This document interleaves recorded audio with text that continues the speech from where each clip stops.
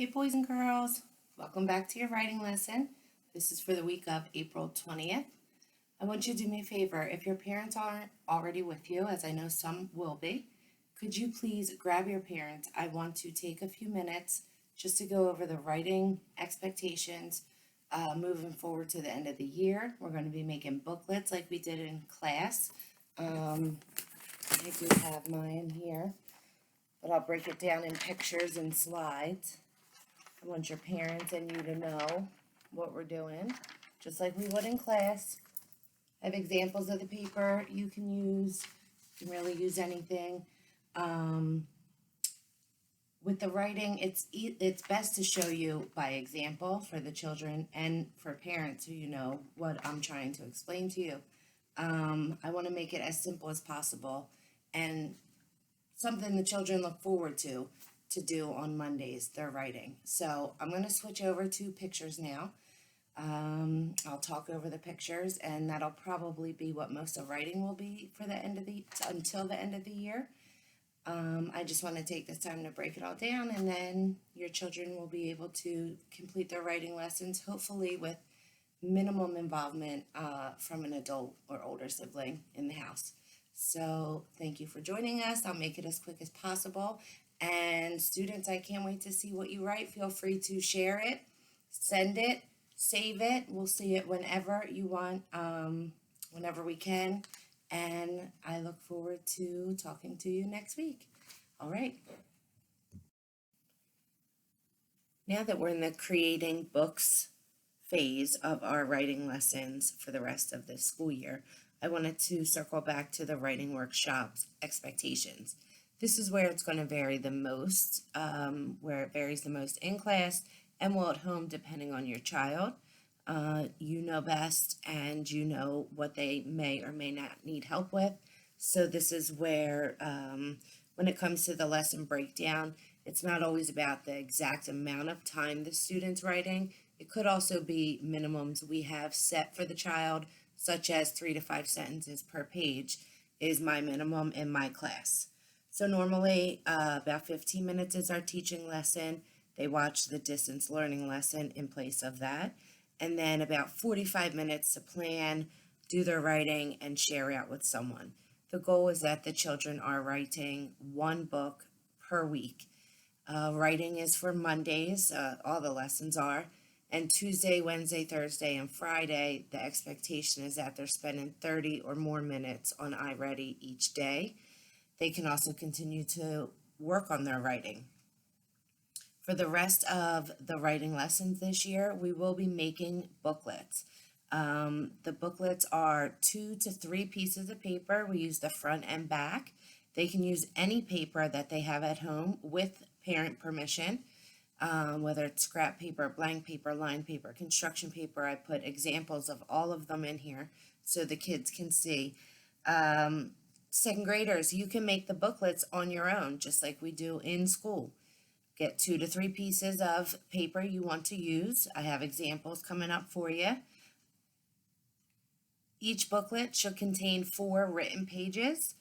We had started in class going up to a total of 6 pages if the students challenged themselves and wrote an introduction page and a conclusion page. The amount on the page varies. Students might be able to fill up a whole page if they are able to stay on topic. Other students, half a page, but 3 to 5 sentences is the norm in my classroom and the expectation. As they're writing, also, don't feel like you have to spell every single word for them or, help them, have them write on their own like they do in school during the workshop period. Sound out their spelling, check for capital letters, periods, punctuation marks at the end of their sentences. They should be able to kind of try and edit themselves and then tell you where they need help. My first example is an example I did on a piece of construction paper. I chose a lighter color so that I would be able to see my writing. If I chose a dark color, it wouldn't come up. I put my name and date at the top, title underneath that, try to put it in the middle. I label chapter 1, 2, 3, and 4, depending on how many pages my book is. And then I put the picture box there. Now I know what you're already going to ask, kids. No markers for the picture boxes because it's going to leak through to the other side and you won't be able to write on both sides of your paper. So in this example that I have, I did it with a black crayon. In the booklet I made, not only did I just use the writing utensil I was using, which was a pen, to make the box, but I chose to write my sentences out first and then put the box underneath of that so that I knew I had enough room to get my ideas down and I would just have a smaller space to draw if needed. But you can put the box at the top like we do in class, whatever works best for you. The next example is just a blank piece of paper. It could be blank on both sides, or it could be a piece of scrap paper you find in the house with your parents' permission to write on the back. Same setup at the top. We always put our name and the date. The title for your story would go right under that. Excuse me. Chapter title under that, followed by the picture box. And on this piece of paper, I chose to draw lines to help me write nice and neat. The final example I have is what I used for my booklet, just a piece of lined paper. Could be from out of a notebook or the filler paper you have at home. Name and date at the top, title underneath that. My chapter heading goes above the drawing box and above my writing. And if you notice at the very bottom, I made sure to include the page number as well. So this picture and the next one are examples of graphic organizers your child might want to use to help them get their thoughts organized. This is not a requirement. This is nothing you need to print out. I followed the next example in my writing and broke it down for the children of how they can do it on paper. Again, they don't have to use this graphic organizer. Your child might want to jump right into writing their book. They might have their ideas circling in their head and want to get it on a piece of paper. Go for it. It's going to look different for everyone, how they choose to do their writing. If your child brainstorms and starts writing their booklet right away, like I just said, great. If your child writes their book and then you edit together and show them maybe where they missed a period or capital letter, wonderful. If your child spends a day planning, writing out a graphic organizer, and then a second day to write their story, that's fabulous.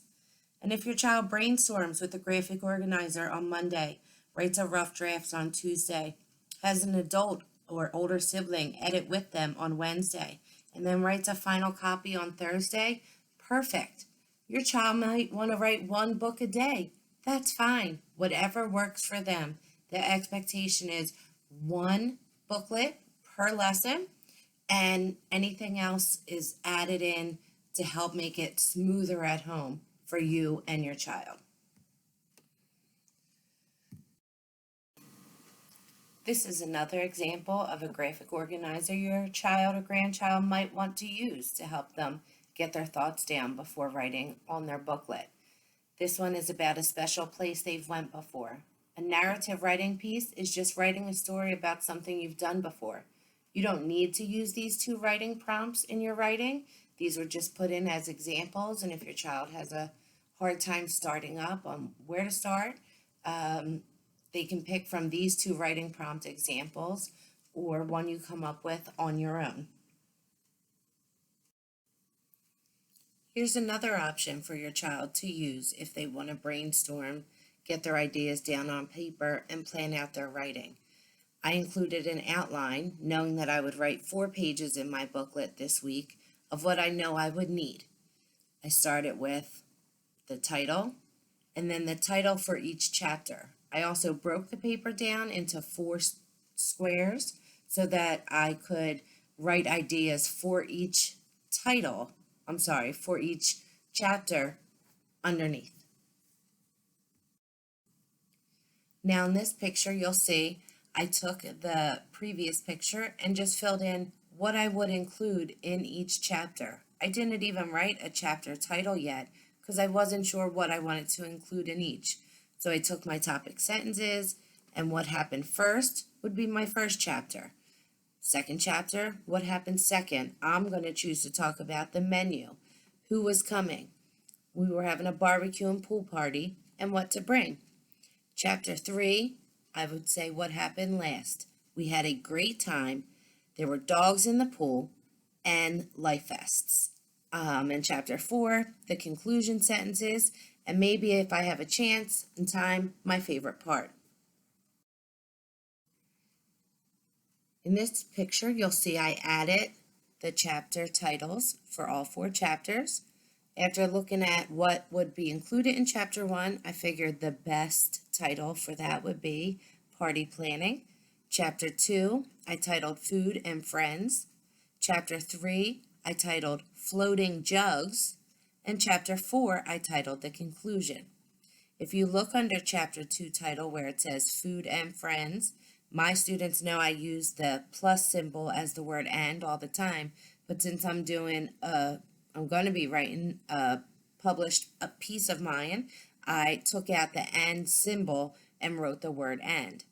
Also, after I added the chapter titles, I thought about, the dogs in life vests, and my students in my homeroom will know exactly what I'm talking about. I know that I can put a fact in there that Jugs, which is a dog, but that's a mix between a Jack Russell and a pug, they don't float. So I made that little note. It's my brainstorm. It's fine to edit it along the way. And I know I want to include that when I write my rough draft. This picture just shows you that I started my rough draft. I took the notes I made on my graphic organizer and turned them into sentences. Name and date are at the top. The title of your book is on the first line. Under that is chapter 1 and the title of your chapter. Then I took my ideas, turned them into sentences. Started with the introduction sentences and then what happened first. Boys and girls, if you continue writing your thoughts out from your brainstorm and the special time you want to talk about, you're going to have a finished product, just like I'm about to read you my story. I have 4 pages, so 4 chapters, and I'm going to read it to you now. It's titled Our Fantastic Pool Party. Chapter 1, Party Planning. I went to a pool party 2 years ago. It was at a special place. First, Sula and I had to pick a day of the week that worked for everyone. We sent texts to some of our friends. We were planning a pool party at Sula's. Chapter 2, Food and Friends. We decided to have a barbecue and pool party. Our friends Jessica, Kristen, Courtney, and Jasmine were coming. We picked out delicious barbecue food. We would have hot dogs, hamburgers, and chicken. Everyone brought a side dish. We also had salad, deviled eggs, potato salad, fruit, and cupcakes. Chapter 3, Floating Jugs. Saturday finally came. Everyone showed up around noon, and we had a wonderful time. Sula showed us the tiny life vests she bought for her dogs. Did you know that Jugs cannot doggy paddle? That's why they needed life vests on. Jugs do not float. We all spent hours swimming.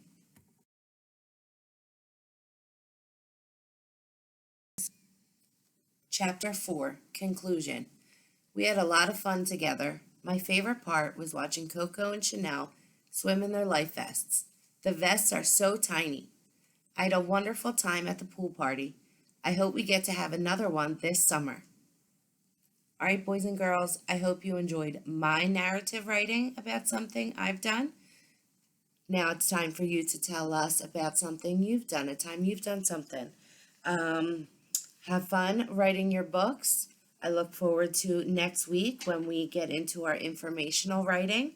I don't want any of you to forget that starting Wednesday in just 2 days, we're going live. All the teachers on Zoom, reteaching the lessons for the week for the students. Also, we know that there are a couple sets of twins in 2nd grade. So the students, along with the parents, can decide what works best for them. If the siblings want to watch one teacher's live reteach, we will inform each other that the other one was present, because the Wednesday meetings we are going to need to take attendance. But if you have twins in your family, You can pick one teacher to watch. You can watch both if you'd like to, but you can watch one and your child will be accounted for in both classrooms. Thanks for your time, guys. Have a great week.